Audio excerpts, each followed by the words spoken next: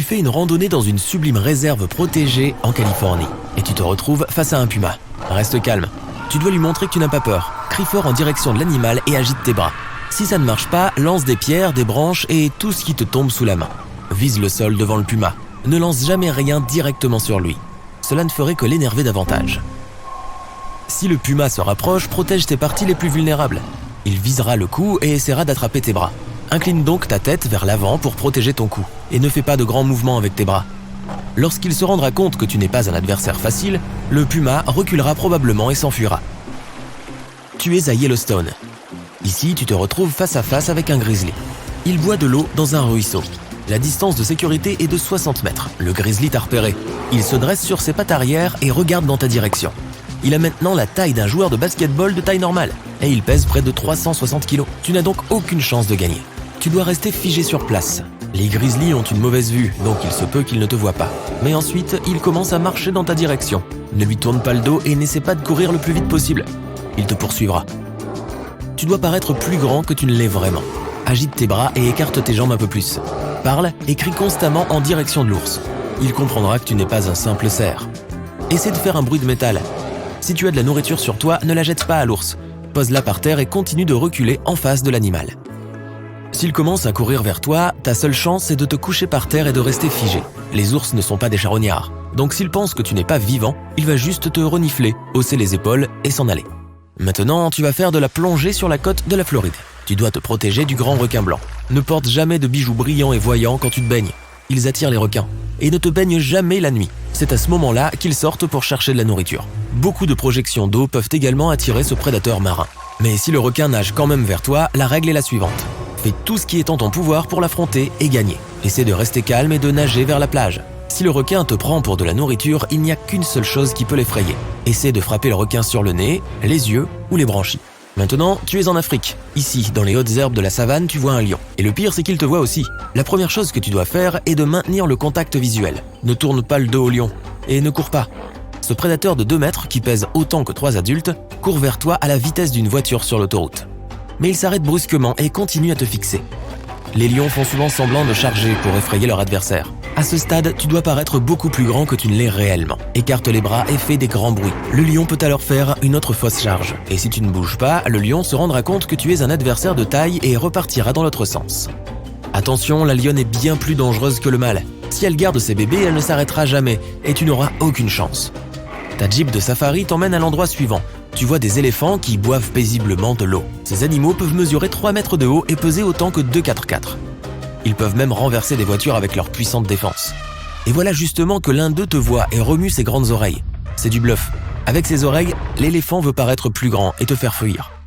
Il a aussi peur et ne se précipitera pas sur toi. Tu dois faire comprendre à la bête que tu ne la menaces pas. Ne crie pas et n'agite pas tes bras. Recule lentement jusqu'à ce que tu aies quitté l'espace personnel de l'éléphant. Mais s'il court vers toi avec les oreilles contre la tête, il ne bluffe pas. Grimper à un arbre n'est pas une bonne option pour le moment. Il pourrait frapper l'arbre et te faire tomber. Il pourrait même le faire basculer avec son gros tronc. Tu dois courir en zigzag. L'éléphant est lourd et il lui est difficile de changer de direction rapidement. Donc petit à petit, tu vas commencer à t'éloigner de lui. Mais n'oublie pas qu'un éléphant peut courir à 40 km/h. Il est donc peu probable que tu lui échappes. Passons maintenant au fleuve Nil, en Égypte. On y trouve le plus grand nombre de crocodiles au monde.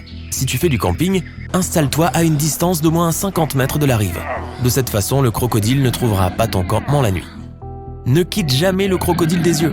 Il peut profiter de ce moment et te prendre par surprise. Leur vitesse de pointe est seulement de 16 km/h, mais ils peuvent faire des charges de 13 mètres par seconde à partir de l'eau. Donc la seule chance de survivre est de rester hors de l'eau. Sinon, les points faibles du crocodile sont les yeux, le bout du nez et la membrane de la gorge. Cette membrane empêche l'eau de pénétrer dans la gorge du crocodile. Lorsque tu fuis un crocodile, fais attention à ne pas tomber sur un hippopotame. C'est l'un des animaux les plus dangereux au monde. Ils peuvent avoir la taille d'une voiture de tourisme et peser autant qu'un gros éléphant. En plus, ils peuvent courir aussi vite que les chevaux. Donc ils sont sûrs de te dépasser dans un sprint. L'essentiel est de ne pas les effrayer. Si tu es à une bonne distance de sécurité, attire son attention avec un bruit fort. En général, il essaiera de s'éloigner de toi. Profite de cet instant pour reculer toi aussi. Mais si tu vois un hippopotame bâiller, c'est le signe que tu violes sa zone de confort. Ils peuvent ouvrir leur gueule à 180 degrés et ont la force de morsure d'un crocodile. Tu ne pourras donc pas le vaincre et tu dois t'enfuir. La meilleure option est de grimper à un arbre ou à quelque chose en hauteur. Les hippopotames ont du mal à grimper en hauteur. Et si tu parviens à t'échapper, tu seras l'une des rares personnes à avoir survécu à un face-à-face avec un hippopotame. Il y a aussi des buffles qui vivent ici dans la savane. Ils peuvent être aussi hauts qu'un homme adulte et peser 1 tonne. Et contrairement aux lions et aux éléphants, ils ne font pas de fausses charges. Si tu vois cette machine foncer sur toi, elle a certainement de mauvaises intentions. Leurs cornes puissantes et leurs crânes peuvent plier des plaques de métal. Ils peuvent transformer une voiture neuve en un tas de ferraille. On ne peut jamais distancer un bison. Ta seule option est donc de trouver l'arbre le plus proche et de courir vers lui, avant même que le buffle commence sa charge. Si tu tombes sur un serpent, tu dois rester figé sur place. Il existe une infinité d'espèces de serpents, et tu ne sais pas si ton adversaire est venimeux ou non. Tu dois donc absolument éviter de te faire mordre. Fais des mouvements lents et fluides vers l'arrière. Si le serpent te suit, arrête-toi et commence à taper du pied. Les fortes vibrations du sol devraient le faire fuir. Si le serpent te mord quand même, essaie de te rappeler exactement à quoi il ressemble. Mieux encore, prends une photo de lui. Pour neutraliser le venin, tu dois prendre un antidote contre le venin spécifique de cette espèce de serpent. Tu es maintenant en route pour l'Asie du Nord-Est. Alors que tu traverses une jungle dense, tu aperçois une clairière. Plusieurs sangliers sauvages y broutent paisiblement. L'un d'entre eux est une femelle avec plusieurs petits. Elle est prête à tout pour les protéger, alors elle est particulièrement agressive avec son entourage. Oups, elle t'a repéré. Prépare-toi à te défendre. Si le sanglier pousse des cris aigus et perçants, il va te frapper. La première chose à faire est de rester calme et de ne pas bouger. Tu as de bonnes chances que le sanglier continue son chemin. Mais tu vois qu'il commence à courir. Tu as alors plusieurs options. Tu peux t'enfuir. Tu peux faire face à l'ennemi ou grimper à l'arbre le plus proche. La première option est mauvaise, les sangliers peuvent courir aussi vite que Usain Bolt. Et lorsqu'il te rattrapera, ses défenses pointues ne te laisseront aucune chance. Option B, rester où tu es. Faux. Un sanglier peut peser autant qu'une moto et être presque aussi long qu'un adulte. Un coup à 40 km/h te mettra à terre. Donc la bonne option est de grimper à l'arbre le plus proche. S'il n'y a pas d'arbre, grimpe sur une voiture ou un grand rocher. Tu dois être dans une position plus élevée que le sanglier. Quand il se rendra compte qu'il ne peut pas t'atteindre, il te laissera tranquille. Globalement, la chose la plus importante est de rester à l'écart des sangliers, de ne jamais essayer de les nourrir ou de les provoquer. Cet arbre a une écorce, des feuilles et même des graines toxiques. Pire encore, ces graines peuvent exploser. Et ce n'est pas le genre d'expérience que tu veux vivre lorsque tu voyages en Amérique centrale. Voici l'arbre bombardier, un géant de 30 mètres couvert d'épines coniques. L'arbre a l'air unique car ses fruits ressemblent presque à de petites citrouilles, mais ne t'en approche pas et ne le touche pas. Contente-toi de le contempler de loin. Une fois que ces fruits ressemblant à des citrouilles se fendent, ils explosent et libèrent les fameuses graines qui sont propulsées à environ 70 mètres par seconde, ce qui est suffisant pour te blesser. Mais bon, l'arbre bombardier n'est pas si méchant. Il ne veut simplement pas de compétition. C'est pourquoi il fait tout son possible pour envoyer ses graines le plus loin possible, c'est-à-dire à environ 40 mètres. Certains arbres sont si dangereux qu'ils ont même un panneau d'avertissement, comme par exemple le mançonnier. Il semble pourtant tout à fait inoffensif, et ses fruits ressemblent à des pommes ordinaires. Mais manger une telle pomme peut être la dernière chose que tu feras de ta vie. C'est très sérieux. Toucher cet arbre n'est pas non plus sans danger, et même le regarder. Et si tu essaies de le couper, tu seras puni instantanément. Il répond en faisant jaillir une substance aveuglante directement dans tes yeux. Cette sève peut causer une cécité temporaire et si elle entre en contact avec la peau, tu auras des brûlures et des ampoules. Il n'y a qu'un seul moyen de dompter cet arbre, il faut d'abord le brûler à sa base en se tenant très loin pour plus de sûreté. Ensuite, on laisse l'arbre tomber sécher au soleil et une fois qu'il est sec, on peut l'utiliser en toute sécurité. Il existe même des meubles en bois de mançonnier qui sont toxiques à l'usage. Alors fais attention à la chaise sur laquelle tu t'assois. Et maintenant, qu'est-ce que c'est que cette chose ? Les scientifiques l'appellent le fruit du jatropha, mais il est aussi connu sous le nom de noix noire vomitive. Si tu essaies de la manger, la première chose que tu ressentiras sera une sensation de brûlure dans la gorge. Une fois qu'elle aura atteint ton estomac, tu auras de violents maux de ventre. Le résultat peut être terrible. Elle peut provoquer une grave dépression du système nerveux central et il ne s'agit pas d'un accès de tristesse. C'est un état physiologique où la respiration est affectée, le rythme cardiaque est diminué et tu peux même perdre connaissance, sans parler de séquelles plus graves. Regarde ces feuilles en forme de cœur, elles sont si jolies. Pourtant, le fruit de cet arbre n'est pas si inoffensif. Le pangi est originaire d'Asie du Sud-Est et son fruit peut être mangé, mais il nécessite beaucoup de préparation. Premièrement, il faut attraper ces grappes brunâtres qui ressemblent à des poires. Ce sont les fruits. Ensuite, il faut atteindre les graines à travers la pulpe qui a l'air douce, crémeuse et peut-être comestible, mais qui ne l'est pas. Puis, les faire bouillir.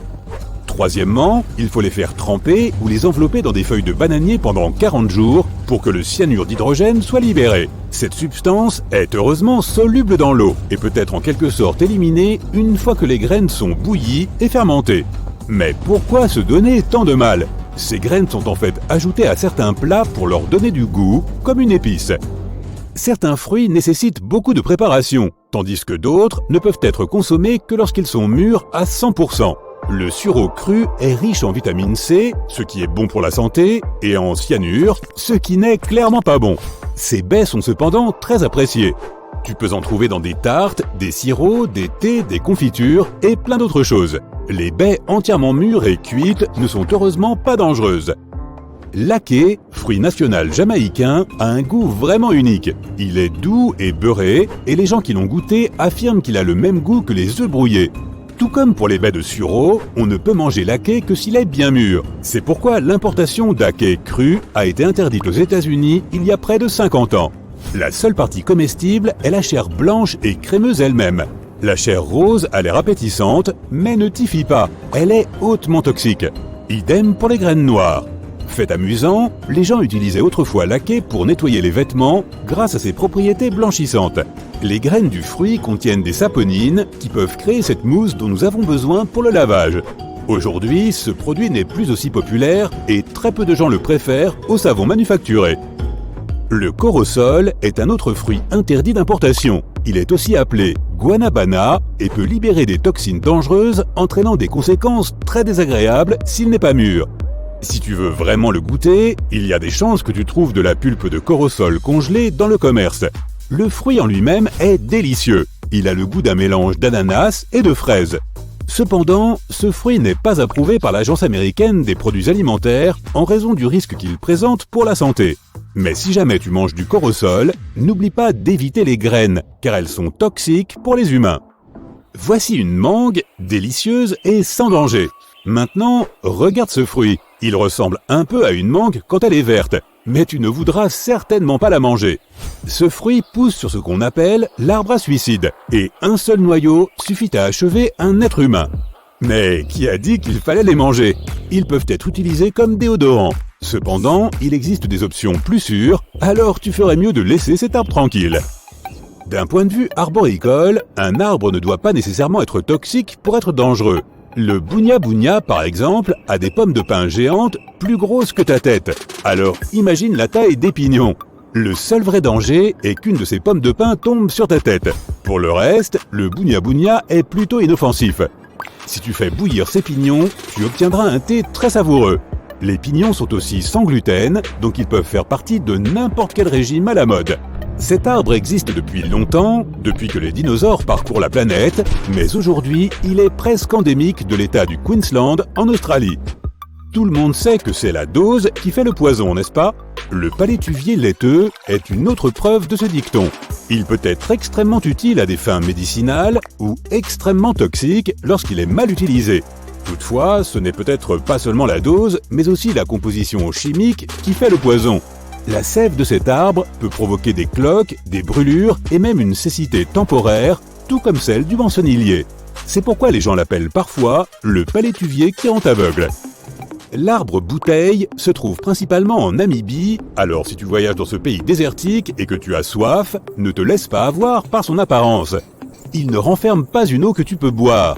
L'arbre bouteille obtient sa fameuse forme au bout de 5 à 8 ans, qui lui permet de retenir l'eau. Mais si tu oses la goûter, les conséquences peuvent être fatales. Elle est très toxique pour les humains et les animaux. Sans les toxines contenues dans l'eau, l'arbre ne pourrait pas conserver son humidité, car les animaux lui prendraient.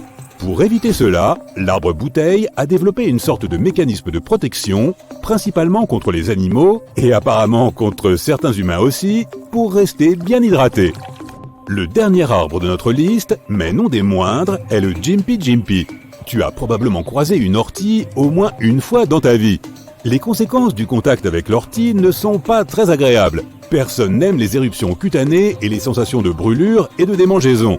On peut dire que le Jimpy Jimpy, parent éloigné de l'ortie et apparemment inoffensif, a à peu près le même mécanisme. Mais les conséquences sont différentes. Parfois, il s'agit simplement d'un inconfort prolongé, mais dans certains cas, cela peut être fatal. Bonne nouvelle, il existe un antidote. De la cire à épiler ou même du ruban adhésif peuvent te sauver. Le principal problème, ce sont les petits poils qui se coincent dans la peau. Or, tout ce qui est collant peut t'aider à les enlever. Ce n'est qu'un premier traitement d'urgence, mais il aide beaucoup. Tu as l'habitude de prendre des autostoppeurs en te rendant au travail? Dans ce cas, tu devrais prendre connaissance de l'arnaque de l'autostoppeur sur la route. Il s'agit d'une escroquerie qui vise les conducteurs peu méfiants. L'escroquerie commence généralement par une personne qui se fait passer pour un autostoppeur et fait signe à une voiture sur le bord de la route. Elle peut prétendre être en détresse ou avoir besoin d'un chauffeur pour se rendre dans une ville voisine. Dans certains cas, l'autostoppeur peut demander au conducteur de s'arrêter à un endroit précis, comme une station-service ou une supérette, où il disparaîtra avec l'argent ou d'autres objets de valeur qu'il aura volés. Cette escroquerie peut également se dérouler en équipe. Un groupe de personnes fait signe à une voiture et demande à être pris en stop. Une fois la voiture en route, ils menacent le conducteur et volent de l'argent, des objets de valeur, voire la voiture elle-même. Il est important d'être conscient de cette escroquerie et d'être toujours prudent lorsque l'on prend des gens en stop.